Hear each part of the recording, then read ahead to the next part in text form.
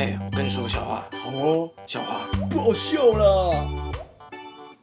太搞到唔好笑松口嘞！大家好，我是前校长笑话王，我是韩教官。今天来聊聊啊，客家人平常都在拜什么啊？我那天看到一个男生啊，他就在拜，然后他拜了10次哦，10次，然后你知道他变成什么吗？变什么不知道啊？变蜘蛛人了。塞妹，厉害吧？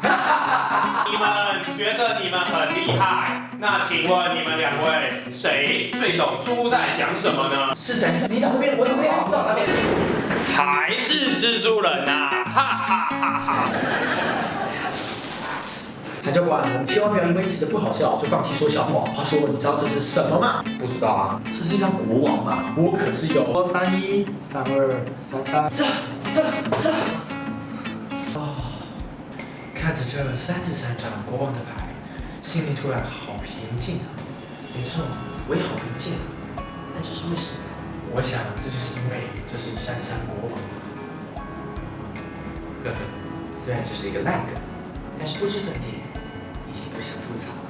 没错啊，心里真的好平静。那么来介绍一下三山国王的典故吧。三山国王啊，就是当年宋太祖来平反刘璋这乱时啊，祈求了独山、金山、名山3座山神来平反乱世。后来啊，终于成功平反乱世之后，他就册封这3座山神为三山国王。原来是这么一回事啊！只是越介绍，心里就越安详。是啊，仿佛看见了世间的功名利禄啊。下次我走那个宫庙，就那宫庙好大好深，走不到尽头啊！怎么这样？因为它是土地公啊！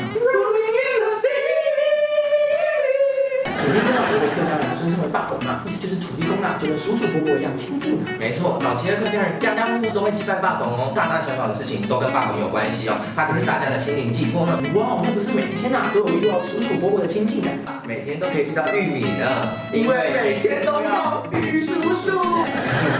上次我跟我朋友啊出去玩的时候啊，发现一个亭子，结果里面的东西啊都静静的摆放着，完全不会动啊。该不会是禁字亭吧？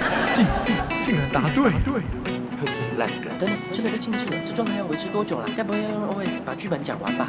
禁字亭啊，其实就是早年科举时代禁州公民会将带有字的字统一送到禁字亭里面烧毁，是对文字的尊敬，是客家人的仪式之一啊。这家伙居然真的用 OS 讲完了。等等，我们现在还是禁制的状态吗？谁来救救我啊？没关系，就用 OS 讲完吧。对了，大家一定要记得点击客家电视影网观赏客家影片啊，完成上面的活动方式就可以出笑话册啊。